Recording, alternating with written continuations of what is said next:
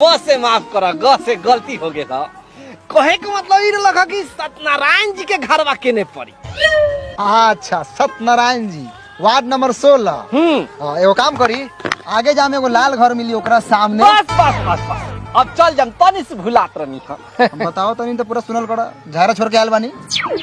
और अभी तो रुको, आगे जाम, लाल घर क्लाइमैक्स मिली, अभी ओकरा सामने बाकी। एगो बेरी बा। बस बस बस बस। अरे कहो तनी झगड़ा छोड़ के आयल बानी, पूरा सुन के जा रहा, तो बस बस ट्रक ट्रक कहले बारा, पूरा सुन के जा।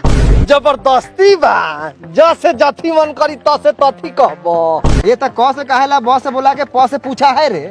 जब पूछा है तो पूरा पता सुन कर जाओ, आगे जा। ना ना ना ना, ई तो रस से रंगदारी होता। तोरा लखन जमाने को लड़का बा हमर। तो जवान बा तो ओकर गार लेवे के बा हमरा। जब पूछला है तो पूरा पता सुन कर जा, झगड़ा छोड़ के आयल बानी, आगे जा। ए, जबरदस्ती बा, हम एक बार कह देनी कि हम चल जाता। क्या पूछ ले रे, क्या पूछ ले? जब तू साला पूछ ले तो पूरा सुन के जाओ।